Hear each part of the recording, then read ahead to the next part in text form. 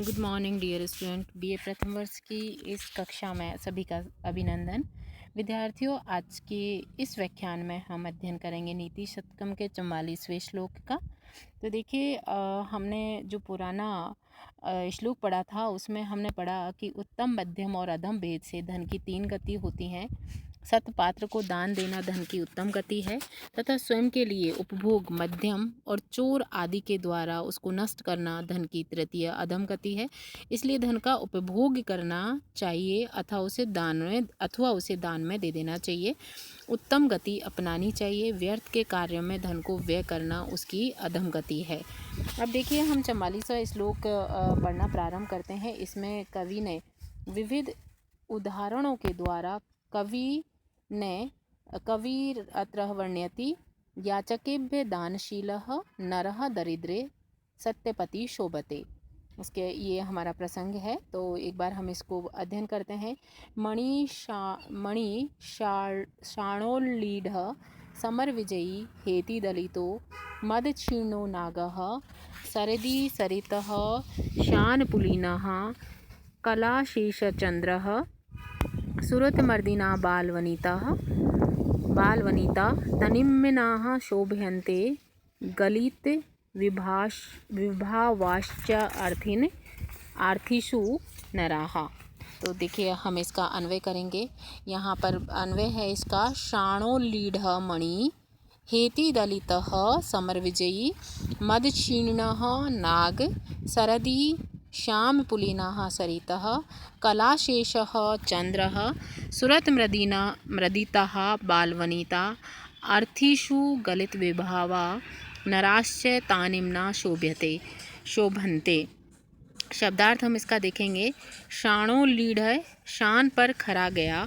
मणि यानी रत्न, जिसको शान पर खरा उतारा जाता है, यानी उसको शुद्ध बनाया जाता है, तो शान पर खरादा गया मणि यानी रत्न। हेति दलित शास्त्रों से घायल, हेति दलित यानी शास्त्रों से घायल। समर विजयी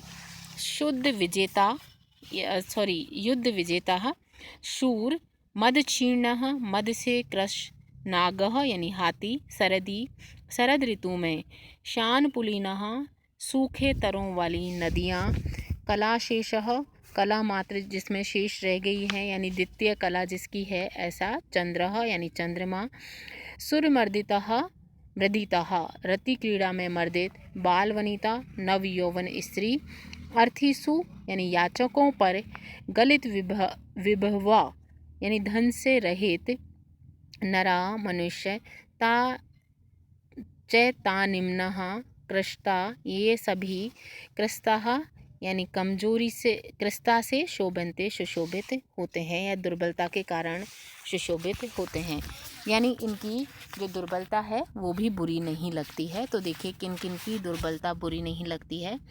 शान पर खदरा गया रत्न, यानी रत्न एक रो स्थिति में होता है तो वो रफ लगता है, लेकिन जब उसको खुरद कर और उसको अच्छा कर दिया जाता है, एक शेप दे दी जाती है, तो ऐसा रत्न अच्छा लगता है। और शस्त्रों से घायल युद्ध विजेता सूरवीर, यानी घायल व्यक्ति किसी को अच्छा नहीं लगता, लेकिन अगर किसी ने युद्ध लड़ा है और शस्त्रों से जो घायल है, ऐसा सूरवीर शोभा देता है। और मदस्राव से क्रश हाथी, यानी मद के बहने से जो हाथी क्रश हो जाता है, ऐसा हाथी अच्छा लगता है। शरद ऋतु में शुष्क तटों वाली नदियाँ, यानी नदियों का पानी जब शरद ऋतु में सूख जाता है तो वो नदियाँ भी अच्छी लगती हैं, पतली किनारी वाली, पतली पतली बहती हुई सुंदर दिखती हैं। कला मात्र शेष चंद्रमा, और जिसमें शेष चंद्रमा की कलाएं, यानी उसकी वो पूर्ण रूप में नहीं होता, कलाएं कुछ शेष रह गई हैं, तो वो भी चंद्रमा सुंदर लगता है।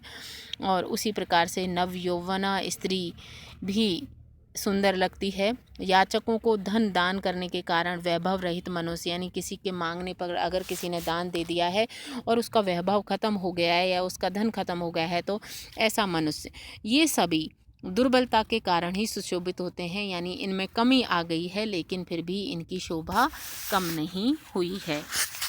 तो यहाँ पर देखिए, एक बार फिर हम इसकी व्याख्या करते हैं। मणि या रत्न शान पर घिसने से यद्यपि कुछ क्षीण या पतला हो जाता है तथापि उसमें चमक अधिक बढ़ जाती है।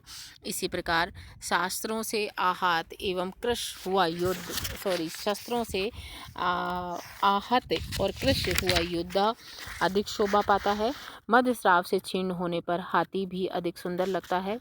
शरद ऋतु में नदियों के सैकत प्रदेश या उनके जो किनारे हैं शुष्क होने के कारण से नदी फिर भी सुंदर लगती है। द्वितीय या चंद्रमा कला मात्र शेष रहने पर भी सुंदर लगता है। रति काल में मर्दन से शिथिलांगी युवती भी अच्छी लगती है।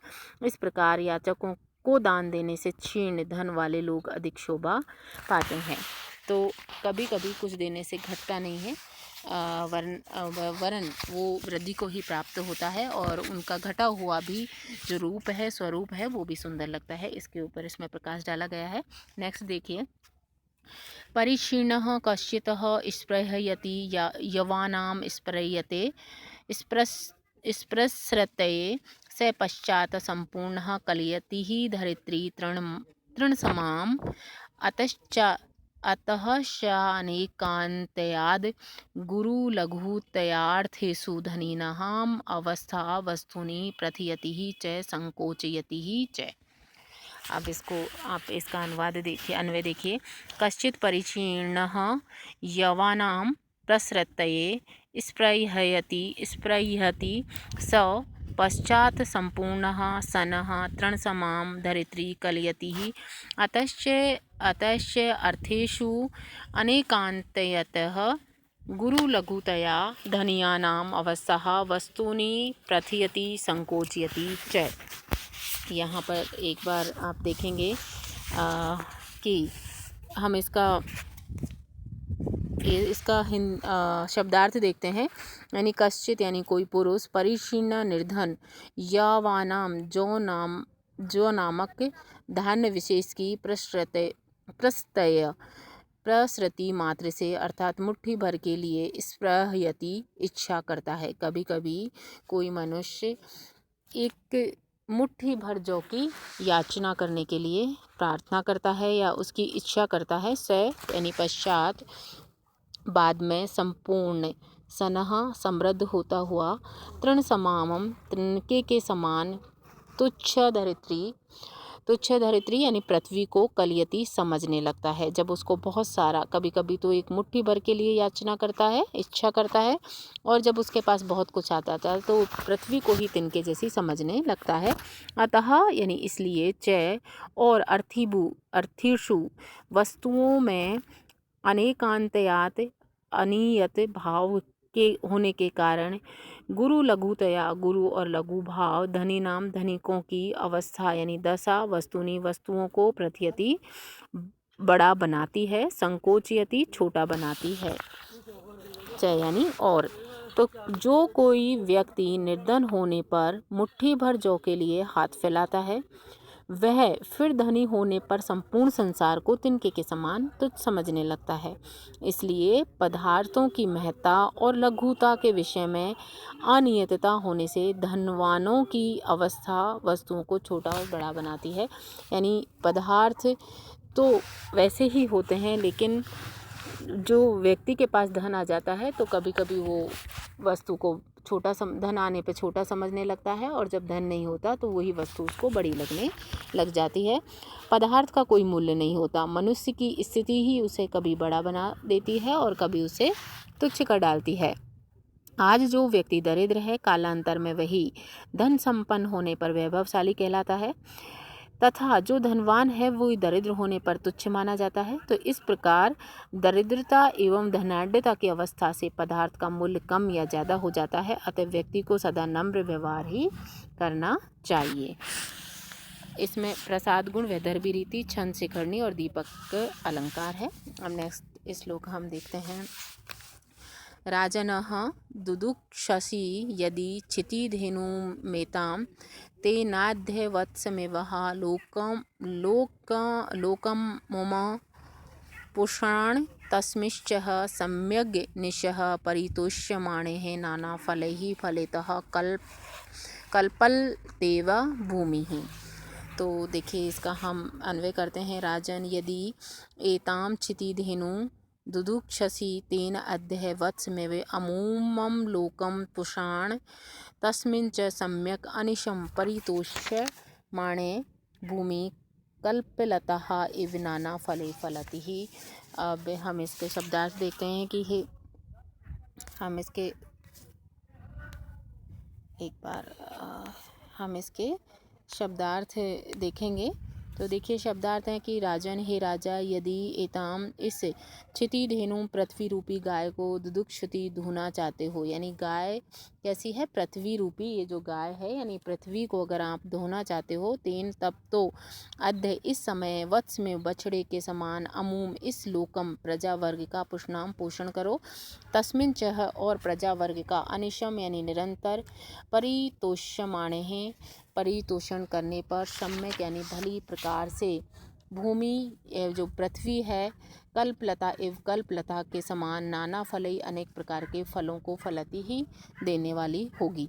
इसका हिंदी अनुवाद देखेंगे कि हे राजन, यदि तुम इस पृथ्वी रूपी गाय रूपी इस पृथ्वी को धोना चाहते हो तो इसकी जो प्रजा है वो कैसी है, गोवत्स के समान है, तो उसको वैसे उसका पालन पोषण करना पड़ेगा।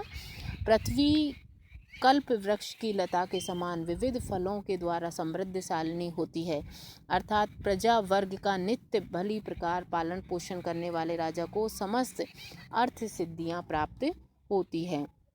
यदि राजा भली भांति प्रजा का पालन करता है तो उसके धन वैभव की स्वतः वृद्धि हो जाती है। इस प्रकार सुशासन से राजा अपने राज्य से स्वेच्छानुकूल धन प्राप्त कर सकता है। जैसे इच्छानुकूल दूध प्राप्त करने के लिए गाय का स्वामी बछड़े का पोषण का ध्यान रखता है, बछड़े के मर जाने पर तो गाय भी दूध नहीं देती, अतः राज्य या पृथ्वी राजा के लिए कल्पलता के समान सभी प्रकार के फलों या द्रव्यों को संपादित करने वाली होती है, तभी हो सकती है जब वो प्रजा का भली प्रकार से पालन पोषण करे।